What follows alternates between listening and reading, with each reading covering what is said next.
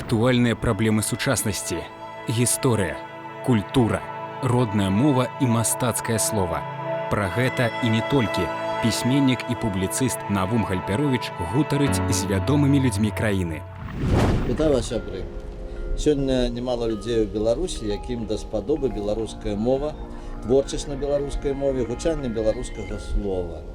Людзей, якія разумеюць, што эпоха станаўлення сістэмы значэння нацыянальнай мовы – гэта эпоха адлюстравання ў словах асаблівасці псіхалогіі народа, яго светаўспрымання, культурна-этнаграфічных традыцый. Гэта сказаў не я, гэта сказаў мой гость, напісаў мой гость Владимир Куликович. Владимир Иванович, вітаю вас. Добрага дня і вам, Навум Яковлевич. Владимир Куликович, вядомы мовазнаўца, педагог, загадчык кафедры рэдакцыйна-выдавецкіх тэхналогій Беларускага дзяржаўнага тэхналагічнага універсітэта, кандыдат філалагічных навук, дацэнт. Нарадзіўся на станцыі Ашмяны Гродзенскай вобласці. Скончыў філалагічны факультэт і аспірантуру Беларускага дзяржаўнага універсітэта. Працаваў выкладчыкам у БДУ, галоўным рэдактарам часопіса «Роднае слова», зараз у Беларускім дзяржаўным тэхналагічным універсітэце.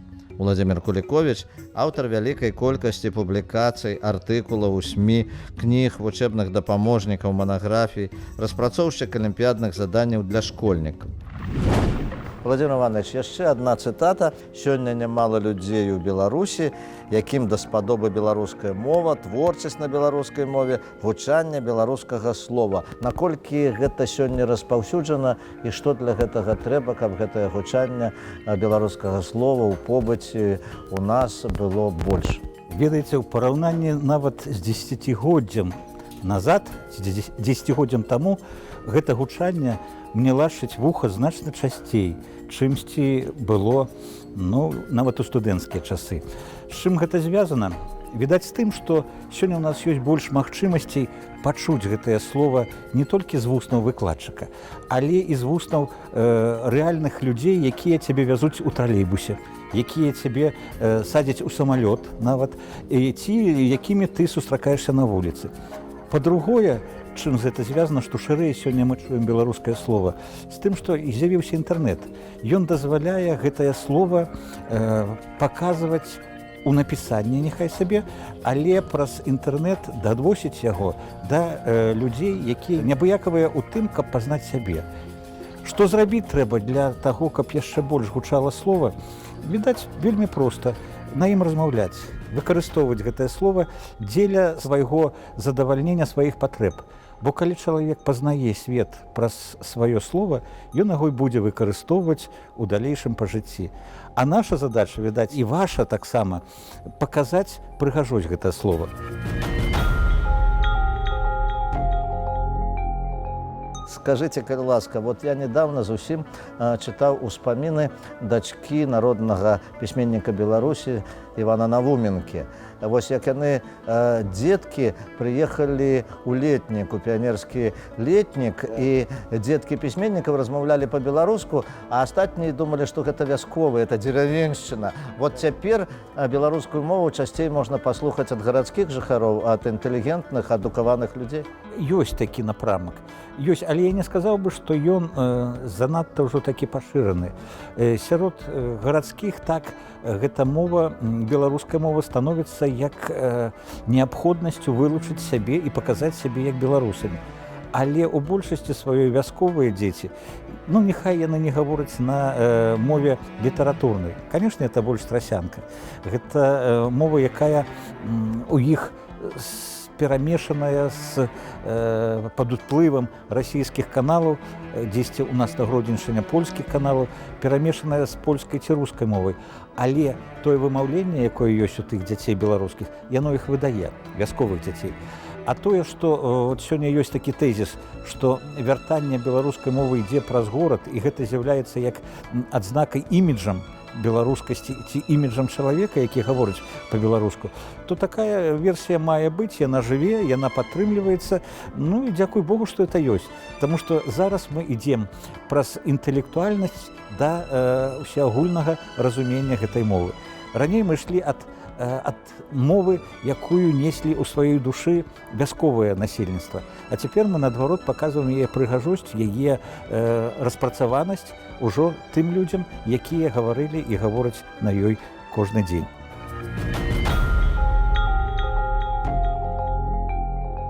І вось яшчэ адна цытата. Вы кажаце: «Я вітаю любое новае слово, якое з'яўляецца ў мове, бо наватворы, нармальны прадукт жыццядзейнасці мовы – гэта вынік творчай працы і, адпаведна, часцінка культуры». Вось некаторыя людзі застылі на той мове, якая была, і новатворы ўспрымаюць, ну, неяк, калі не варожа, то неяк скептычна, можа быць. Так, про это таксама вот не раз, відаць, гаварылася і пісалася, і ваша перадача таксама, што гэта не тая мова, якую мы вучылі ў школе, так? Гавораць, і сёння, калі я прыязджаю на вёску, там старэйшае пакаленне, яны гавораць, што не, так не можа быць, так не можа называцца. Аднак жа любое словка, якое мы ствараем або чуем з вуснаў другіх людзей, але да гэтага не чулі, гэта ж таксама вынік нейкай працы. Ну, здаецца, Танк пісаў, калі ты з'явіўся на свеце, хтосьці думаў пра цябе. Значыць, і слова, калі яно вылецела з вуснаў чалавека, значыць, яно пра яго думаў чалавек калісьці, яго імкнуўся стварыць і данесці да нас. Таму мне здаецца, што наватворы, якія з'яўляюцца, не дапамагаюць паказаць, што наша мова не проста жывая, яна развіваецца, яна дапамагае нам самім развівацца.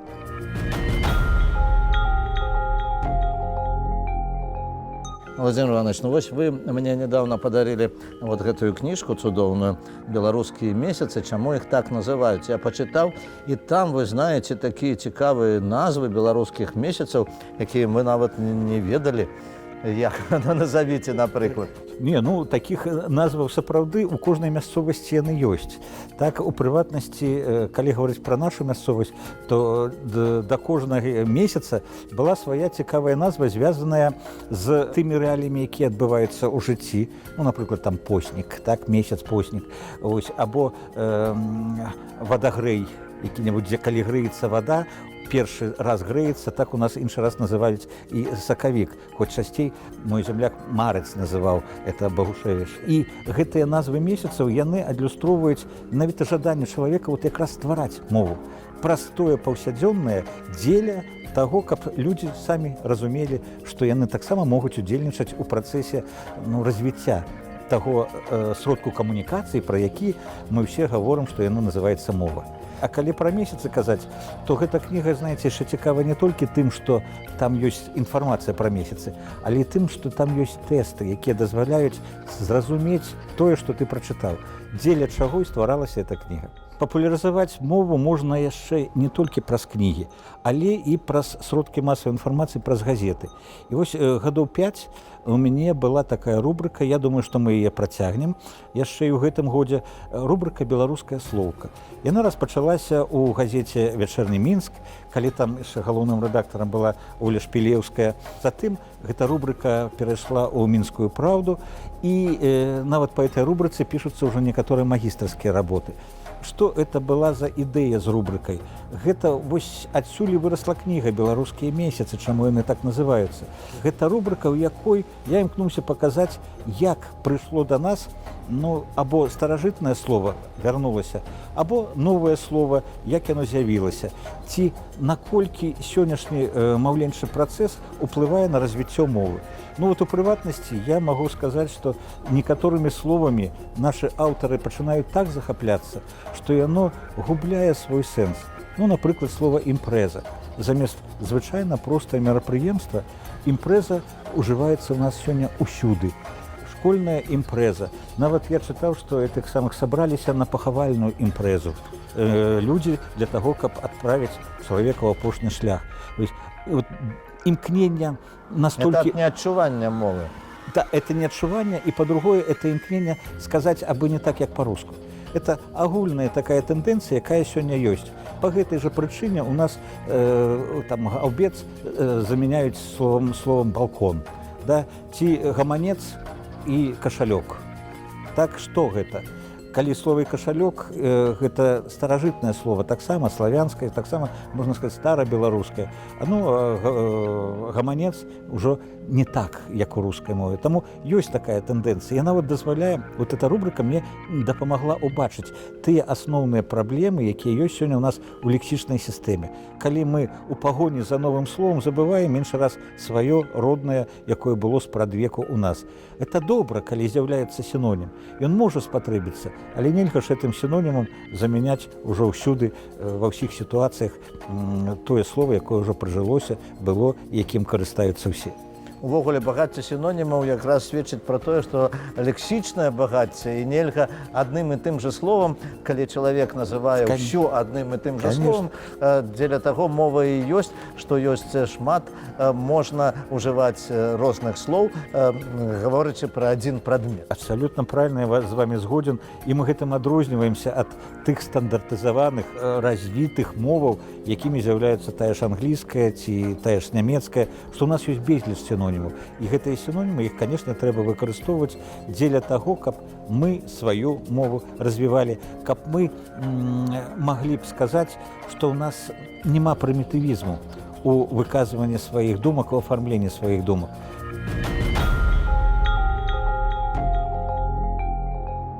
Ну, вось вернемся да вашай такой асветніцкай, выкладчыцкай работы. Вось кніжка, якая выйшла таксама нядаўна, «Дзённік алімпіёніка. Беларуская мова і літаратура для падрыхтоўкі да алімпіяд і ЦТ». Вось што гэта за дзённік? Гэта дзённік, у якім тая важная інфармацыя, якая дазваляе чалавеку а. пазнаць беларускую мову, б. адчуць сябе упэўненым на розных этапах падрыхтоўкі і в. стаць пераможцам на алімпіядзе.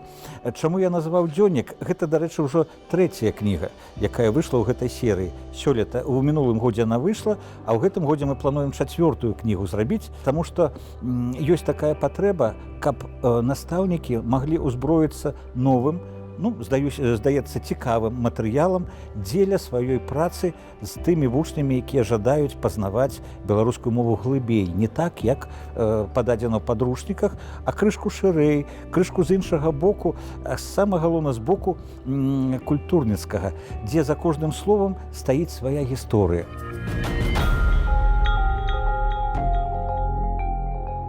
Наша традыцыйная пытанка, і я чакаю ад вас адказаў. Прадоўжыце, калі ласка, такую фразу. Беларусь гэта.